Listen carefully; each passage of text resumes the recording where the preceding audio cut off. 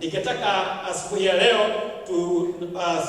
tuweze kupata ujumbe, na ujumbe ambao niko nao asubuhi ya leo ni juu ya uhusiano, relationship, juu ya uhusiano na neno hili la Mungu. Biblia yote tunaweza kusema ya kwamba mada kubwa kabisa katika Biblia ni uhusiano, relationship. Tunaona uhusiano ukianza tu pale mwanzo, uhusiano wa Mungu na mwanadamu, relationship. It starts very early.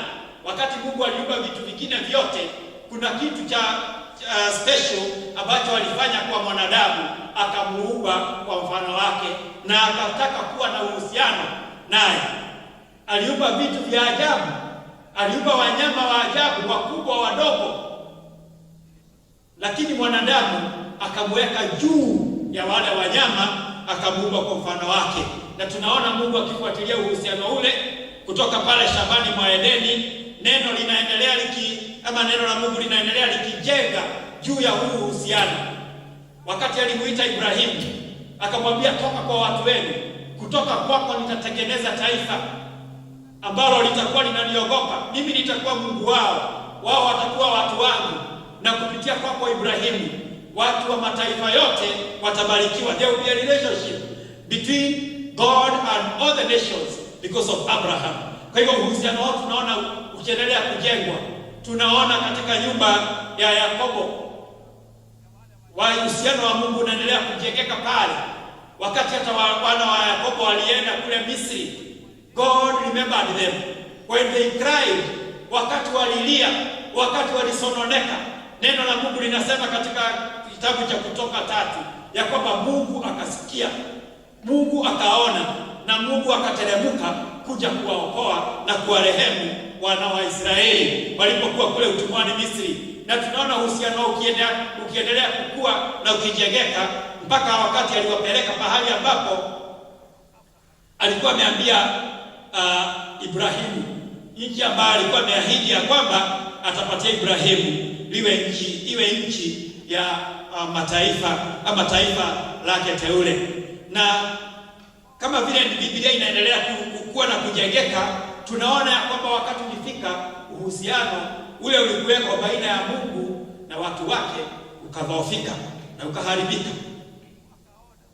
Na katika kitabu cha Isaia, especially Isaia 1, tunaona wakati ambao uhusiano huu ulikuwa umeharibika kabisa, na hakukuwa na kitu kizuri ambacho Mungu angejivunia katika ule uhusiano ambao alianzisha. Kazi ambayo yote alikuwa amefanya, gharama yote ambayo alikuwa amefanya, haikuwa sasa imeharibika. Na Mungu akaanza kutafuta kurejesha ule uhusiano baina yake na wana wa Israeli. Na tumesoma kutoka Isaia wa kwanza mlango wa kwanza kuanzia mstari wa 10 hadi pale 20. Mlango huu wa kwanza, na ninashukuru Mungu kwa sababu tulipokuwa tunaanza mwaka huu, ujumbe ambao Mungu alinipatia na akatupatia kama session ni kutoka hiyo Isaia 1:18 juu ya kujenga uhusiano wetu na Mungu. Wakati Mungu alienda akakuta Waisraeli akawaambia, jooni tusemezane. Wakati wa kusema jooni tusemezane, watu hawa walikuwa wamepotoka, walikuwa wameacha njia za Mungu, walikuwa wameshindwa kuzingatia yale ambayo Mungu alikuwa amewapa, na wakaanza kufuata njia zingine, na wakaingia katika kuomba miungu mingine, na wakaingia katika kufanya mambo ambayo yalikuwa kinyume na mapenzi na matarajio ya Mungu. Na ndiposa wakati Mungu alikuwa tayari ameweka adhabu, God had already judged them, but God gave him another opportunity and another chance. Hawa Israeli walikuwa wamefika pahali ya kuzoeana na Mungu, wakafikiria kwamba kile ambacho Mungu alihitaji sana ni dhabihu. Walikuwa watu ambao walikuwa wepesi sana kwenda mbele za Mungu na kondoo na dume na mambo mengine kutoa dhabihu, na wakafikiria kwamba hiyo ndio inaweza kuweka uhusiano wao na Mungu. Lakini bahali tumesikia kwamba Mungu alikuwa ameghadhabishwa sana na hata dhabihu ambazo walikuwa wanazitoa, kwa sababu walikuwa wanatoa dhabihu, lakini maisha yao walikuwa wanaishi kinyume na vile Mungu alikuwa anataka. Na ndipo sasa Mungu anasema, nani aliwaambia kwamba ninahitaji sana hizo dhabihu zenu? Kusimama kwenu mbele zangu ni chukizo. Hata wakati mnakuja kwa sababu ya sherehe zote ambazo mnakuja, hakuna kitu ambacho kinanipendeza, kwa sababu Mungu mwenyewe anasema, mimi hakuna kitu ambacho nahitaji kutoka kwenu. There is nothing that you can give God to sustain him. God is self-sufficient. Mungu hawezi kuishi kwa sababu ya matoleo yetu, kwa sababu ya dhabihu zetu, kwa sababu ya mambo ambayo tunayafanya. God can do without us. And it is very clear. He tells the Israelites, anawaambia Waisraeli hapa ya kwamba mimi sipendezwi kabisa na dhabihu zenu. Hata wakati mnaniinulia mikono, ninaona mikono yenu imejaa damu. Ninaona mikono yenu, ninaona ya kwamba hamfai hata mbele zangu, kwa sababu mmeweka dhabihu mbele, mmeweka mambo haya mengine mbele, lakini kunitii mmekusahau. Na ndiposa katika mstari wa 18 anasema, lakini hata kama mambo haya yote mmeyafanya, I still have an opportunity for you. I still have a chance for you. Jooni tusemezane. Come and let us reason together. Hata kama dhambi zenu ni nyekundu kiasi gani, naweza nikazifanya ziwe nyeupe. Ninaweza kuwafanya upya. Ninaweza kurejesha ule uhusiano ambao umepotoka. Tuweze kukaa pamoja nanyi vizuri, tuweze kuendelea. Na anasema ya kwamba mstari wa 19, mkinisikia na mkinitii, mtakula mazao mazuri ya nchi. If you obey and if you are willing, you will eat the good of the land. Kama mtatii. Tena katika mstari wa 20 anasema, lakini mkikataa, but if you rebel, you shall be eaten by the sword, for the mouth of the Lord has spoken. I want to say that God is very eager to bring back us to him. Anataka sana kuturejesha katika uhusiano wetu naye. Alitaka sana nyakati zile za Isaya kurejesha uhusiano wake na watu wake, na alikuwa amejitoa kabisa. Anawaambia, kujeni, hata kama mmepotoka, hata kama mmeomba miungu mingine, hata kama mmeua, hata kama mmefinyilia watoto ambao ni mayatima, hata kama hakuna haki kwa wajane, mmekosa kuwatendea haki, jooni tusemezane.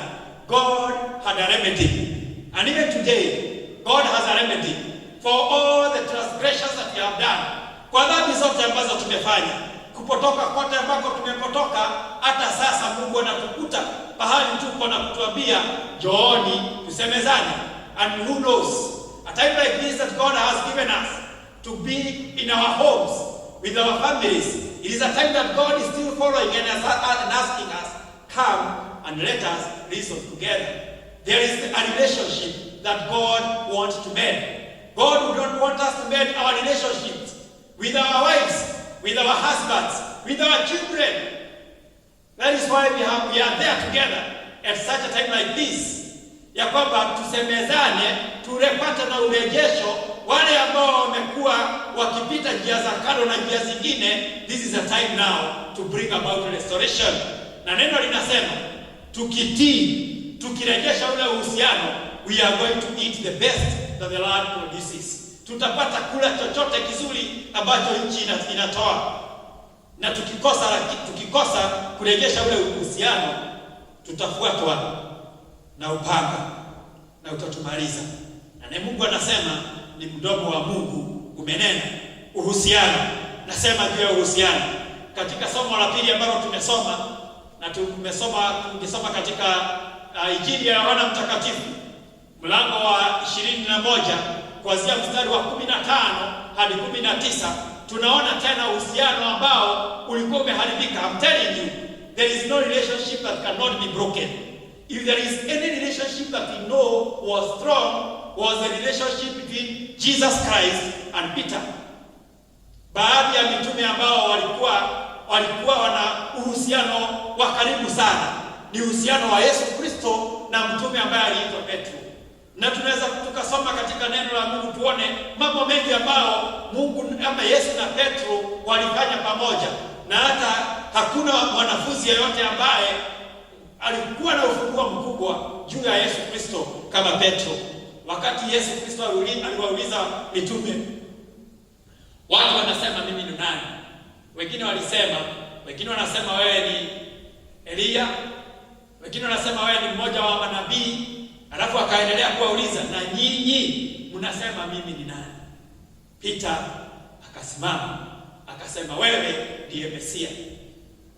Yesu Kristo akamwambia Peter, sio wewe, lakini ni Mungu amekufunulia haya, na juu yako nitajenga kanisa, na nguvu za kuzimu halitalistahimili.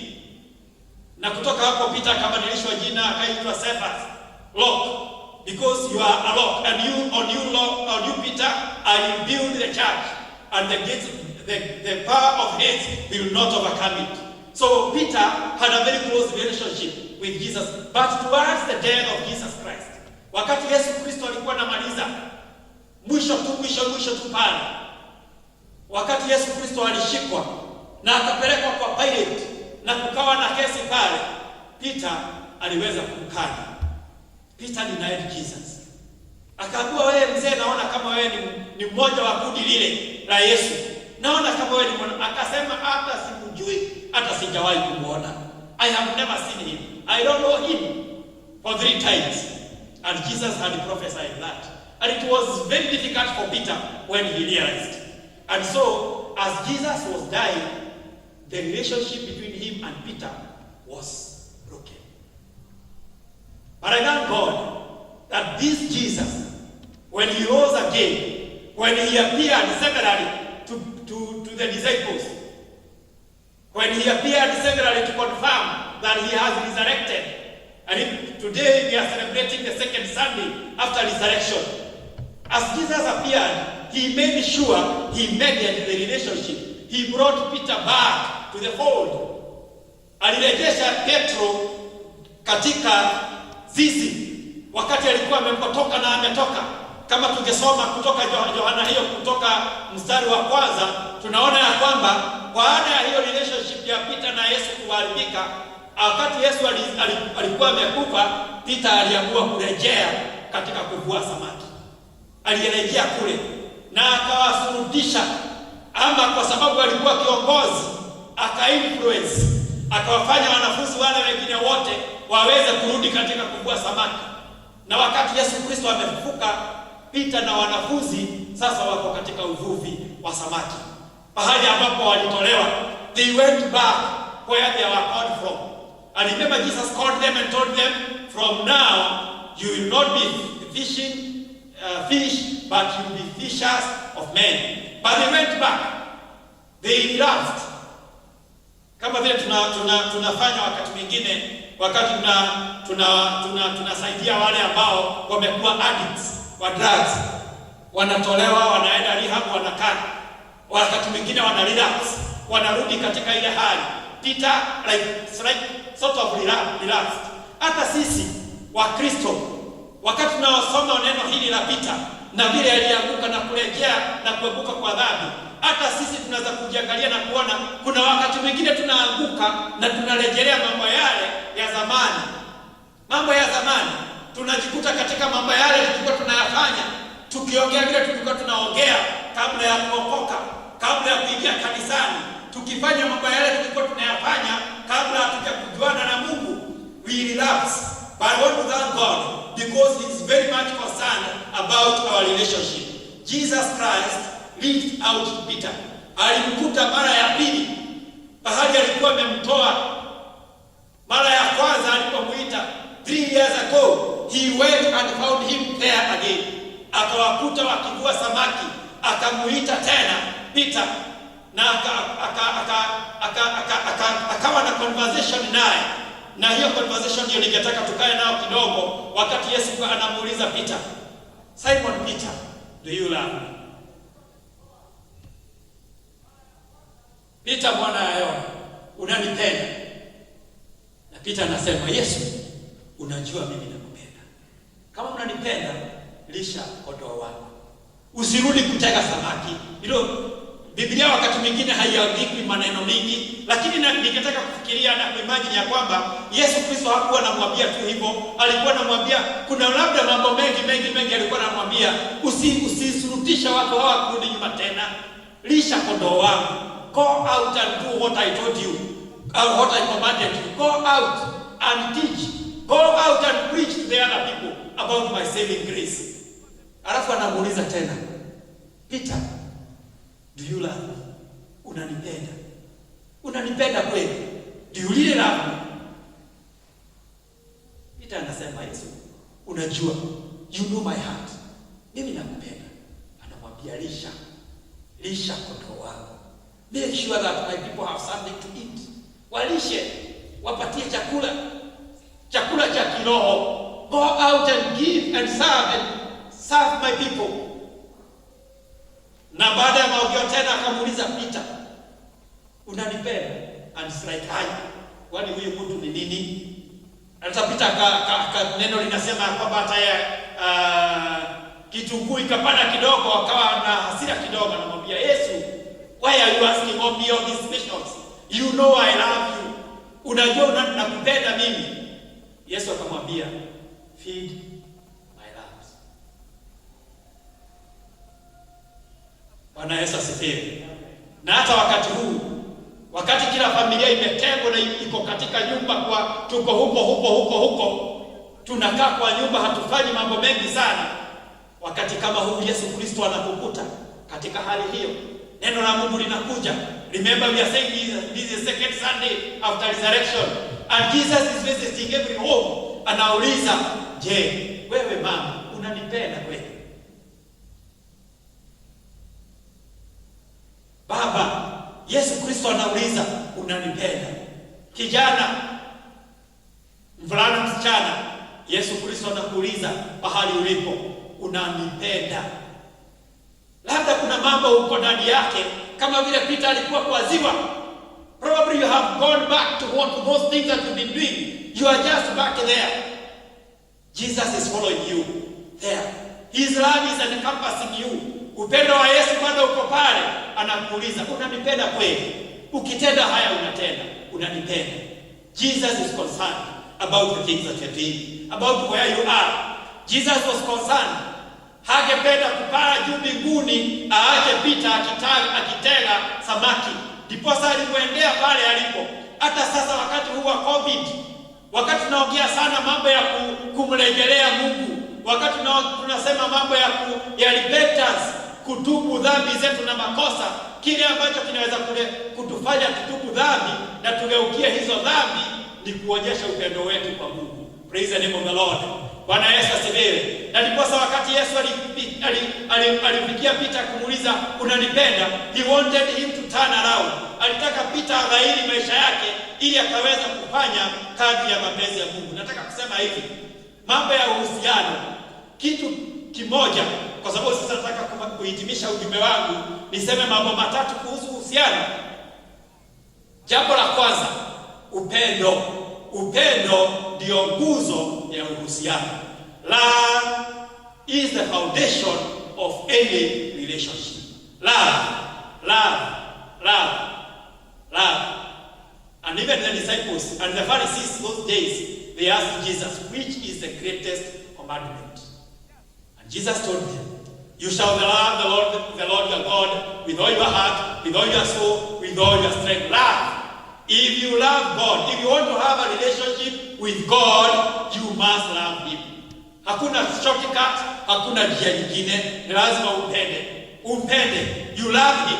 If you love God, you will keep His commandment. You will walk in His ways. You will be obedient to what He tells you.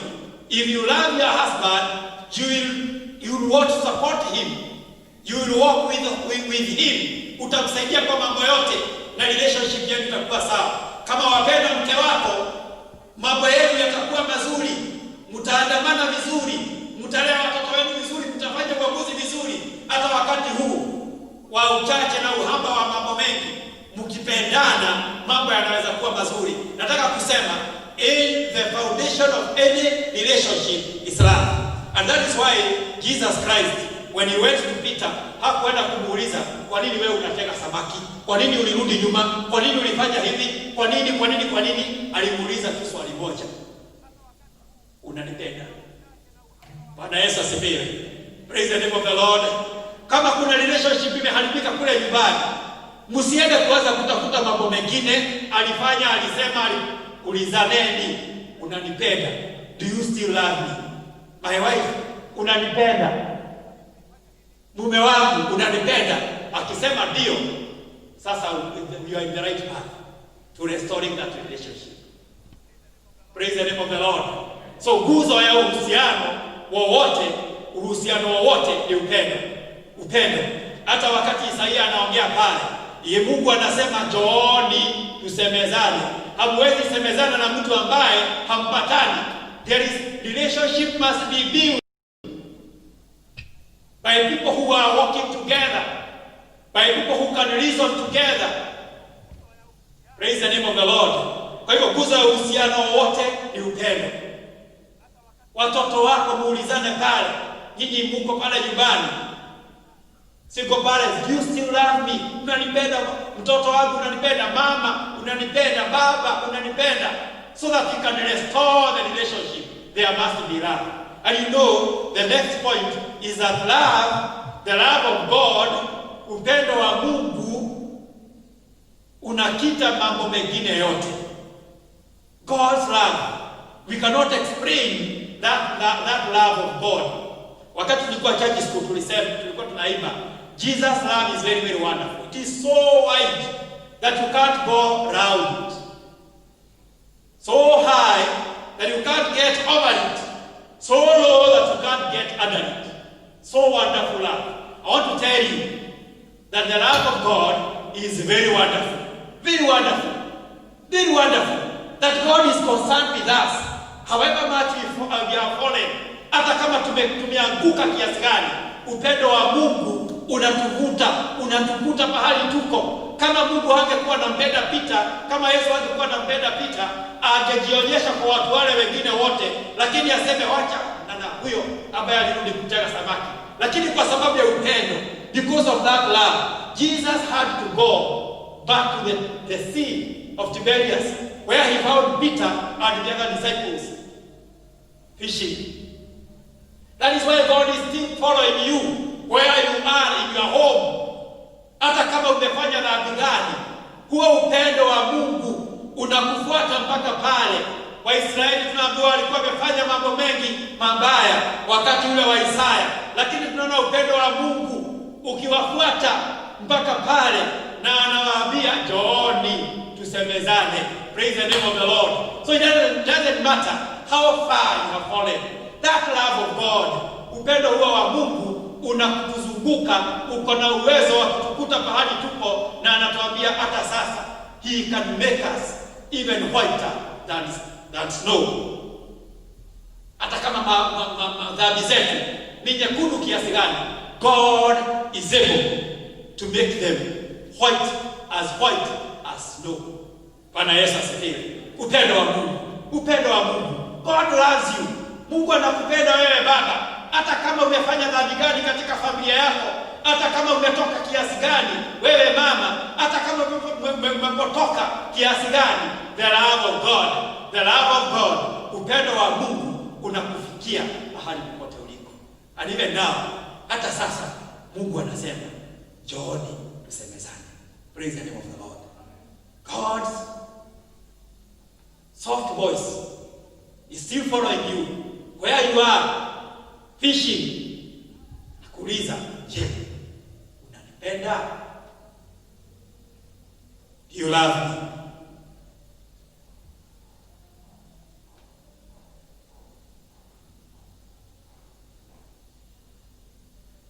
And we share this love, the love of God, because God made us in His own image. Even as when we have discords in a relationship, it is always good to try.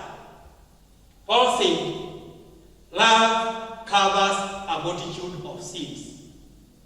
If you love your wife, if you love your husband, if you love your children, you may not see some of the sins that they are doing. That love will cover the sins, a multitude.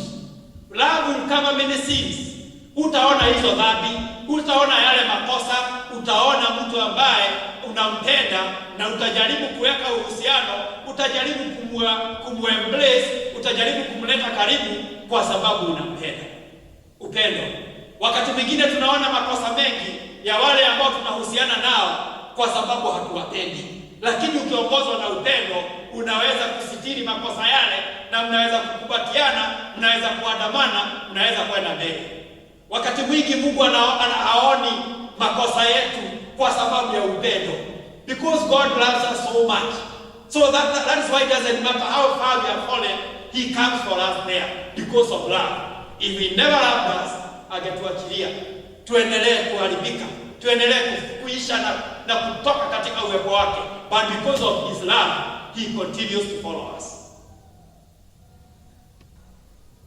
Praise the name of the Lord. So, God's love is wonderful.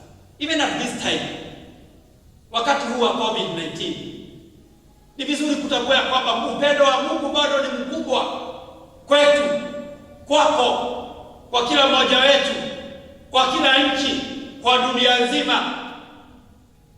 Hata kama kuna wengine wanasema kwamba the world is under judgment, ya kwamba Mungu amejudge dunia hii na sasa anataka kumaliza kama Sodoma na Gomora. Lakini hata wakati wa Sodoma na Gomora kuna upendo wa Mungu ulikuwa pale, na wale ambao walikuwa na mtii aliwaokoa. Praise the name of the Lord. Yes, there was Lot and his children and his family who are obedient, and God, because of His love, He saved them. And even now, the love of God, let me tell you, my brother, my sister, ya kwamba upendo wa Mungu ugali huko na unatuzunguka. Jambo la mwisho kutokana na masomo ambayo tumeyasoma ni ya kwamba tukimpenda Yesu, tukimpenda Mungu, kumpenda Mungu utaonekana kwa matendo yetu. Peter aliambiwa, do you love me? Feed my lambs. Unanipenda? Lisha kondoo wangu. Lisha kondoo wangu.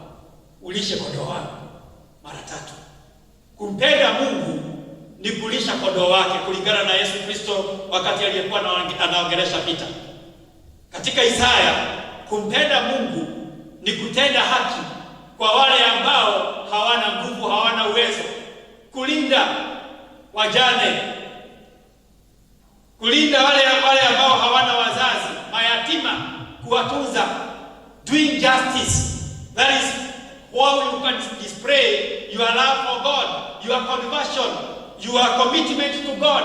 This is doing good, kufanya mambo mema, kufuata Mungu katika mambo yote ambayo unayafanya na kutenda mambo ambayo yatamfurahisha Mungu. Our love for God is displayed by what we do. Peter was told, if you love me, feed my lambs. Go out and feed them. Don't go back to what the things that you had forsaken at first, but go out and feed my lambs. And good today, God is still expecting that we display our love for Him by touching the lives of other people. Kuguza maisha ya watu wale wengine, kuwapa chakula, kuwalisha neno la kiroho, kuwapa tumaini, kuwahimiza kuenenda katika njia ambazo zinafaa. Be useful to that other person, because for that is why the Son of God came. Kama Peter angerejea katika kuvua samaki, lengo la Yesu kuja halingekuwa limeafikiwa, kwa sababu Peter kuna kazi kubwa ambayo Yesu Kristo alikuwa ananuia afanye. Kama pia mimi na wewe, kuna mambo mengi ambayo tunanuiwa ama Mungu anataka tuyafanye maishani haya. Lakini wakati mwingi tunajikuta ya kwamba baada ya kuenenda katika njia za Mungu, tumerejea katika mambo ya zamani, mambo ya kale ambayo hayana faida, mambo ya ukawaida, yale ambayo kila mtu anafanya, kwa sababu wakati ule watu wa katika nchi ile ya Palestina walikuwa watu wavuvi. So everybody was in the sea fishing. But Jesus Christ had called these people out of that to do something, another noble job. but they had fallen back. And even today, some of us have fallen back. God has called us to be husbands, to be fathers, to be mothers, to be wives, to be children, to be workers somewhere. But sometimes we find ourselves slipping back. Tunatereza, tunaanguka. Badala ya kuwa mume mwaminifu, badala ya kuwa mke mwaminifu, unajikuta umerudi nyuma, umeteleza.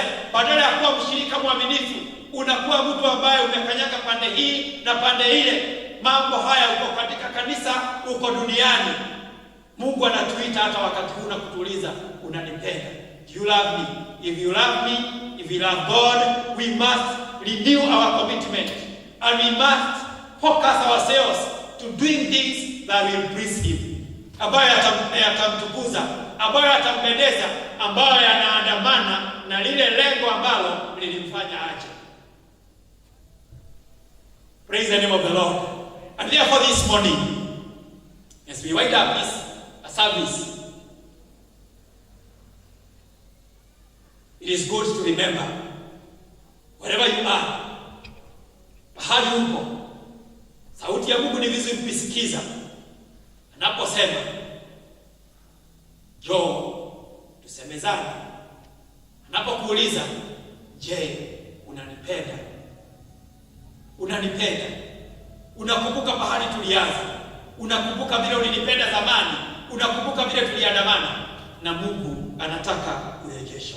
May God help us as we try to have urejesho na Mungu, as we have a relationship with God. It is very, very important to also restore that relationship with our family members. Huko nyumbani tuwe na kurejesha uhusiano wetu. Kule kazini tuwe na hali ya kurejesha ule uhusiano. Kwa majirani zetu, kwa sababu nakuambia kabisa, hakuna mtu ambaye atakufaa wakati huu kama huyo jirani wako. Unajua wakati mwingine mtu anakaa kwa nyumba anauliza, kweli huku kuna watu wengine? Unataka, you even want to hear the voice of your neighbor. It is very, very important. Kama kumekuwa na mkwaruzano, it is the time to restore relationships. And when we restore relationship with one another, we also get acceptance with God and relationship with God. And let me remind you once again, God is very much concerned with our relationship with Him. In the name of the Father, the Son, and the Holy Spirit. Can we pray? Our Father and our God, we thank you this morning for speaking to us. As we continue remembering, Lord Father, and celebrating your resurrection,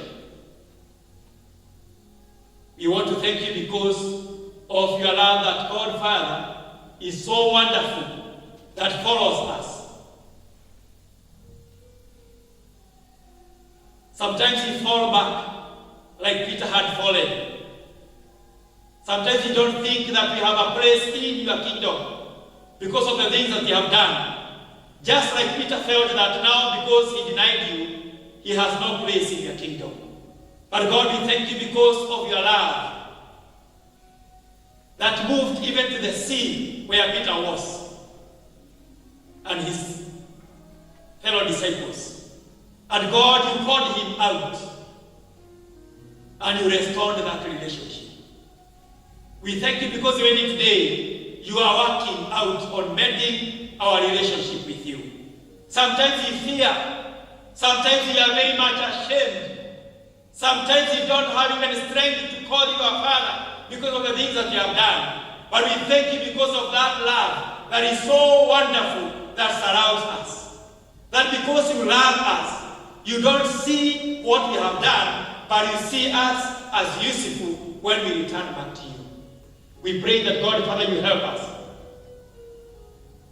Just like Peter did, that when he restored the relationship, he went out and did marvelous deeds to preach your word, to guide the disciples as the first bishop, and help them to reach out to very many people. And the church started growing from there. Right from the time of Pentecost, when he stood up and preached, and 3,000 people gave their lives to you. We want to thank you because you still can use us as noble vessels for your kingdom when we accept to be restored to you. Help us to heed to your voice, which is calling us, which is inviting us to come and reason together with you. Reach out, Lord Father, even to many relationships that are broken in our homes and our families. Relationships that have gone sour between husbands and wives, between parents and children, between neighbors, even between nations, Lord. We ask that God, Father, that during these times of this pandemic, there shall be sobriety and that people will be willing to extend a hand of fellowship, to extend a hand of invitation, that people can mend out their relationships, and especially, Lord, in our families, Lord. That God, when this pandemic is over, as we come back to church, we are going to see families coming, united together to the glory and to the honor of your name. We appreciate you, Lord. We continue praying, Lord Father, for these difficult times that have befallen the world. And we pray and we trust that, God, Father, you will continue preserving us. And we pray that, God, Father, you will remember, especially the medics who are working day and night to save lives, who are interacting with people who have this COVID-19 every other time. God, we pray that, God, Father, even as they wear the protective gear and other things, that, God, Father, your protection, Lord, we speak it upon them in the name of Jesus Christ. We also pray for those who are already infected with this disease, those who are in the hospitals and wards. We pray for them. God, remember them. As we thank you for the many that have recovered, we pray that, God, Father, you will also remember them that are still ailing. We also remember people who are ailing in other ailments. There are people who have, those people who have cancer, those who have diabetes, those other diseases that are still tormenting our people. God, we pray that, God, you may remember them. Some are going to the hospitals and they cannot access the services. They are only depending on you. We pray that, God, Father, your mercy shall be sufficient and your grace shall be sufficient at this difficult time. We pray for people that are living with those dear ones who are sick. God, may you raise them to a higher standard. May your grace, Lord Father, be sufficient to them, that they will take care of them, that they will not neglect them, that they will show love, because you are loving and you are caring. We also pray for others that are going through other difficult times. There are those who are stressed. They don't know what will happen because they have lost their places of work, they have lost their employment, they don't have enough to take care of their families. God, we pray that, God, you help them and be with them. And we pray even for the government as it tries to reach out to those needy families. We pray that this time, Lord Father, that, God, Father, what we have experienced in the past, that there are sometimes there is food for the needy, and because of our greed, sometimes it ends up in houses that are full, or to hands that do not deserve. We pray that, God, Father, this time, our people, and those people who are charged with the responsibility of dispersing those food and those aids to the needy families, that, God, Father, they are going to be to work with integrity, and they will always reach out to the people that are needy. That none of us, none of our citizens will die because of hunger. We want to thank you because so far, God, you have taken care of us. And we trust that, God, Father, when moving forward, we will continue saying that you are God who is walking with us. And after this, Lord Father, we are going to exalt you and to glorify your name and say that, God, you have really walked with us, you have protected us, and we will offer ourselves to live for you. We We will offer ourselves to praise you. And Kenya will be an icon of hope to many nations of the world. We thank you. We bless you. Continue speaking to us, Lord Father, on this message of hope. Our prayer of faith in Jesus' name. Amen, amen, amen. God bless you and do you well. Keep safe wherever you are. And we love you. We are still waiting and hoping that God will give us an opportunity to come back together and praise Him. And we are going to shout for joy for what He's doing. God bless you. I love you so much.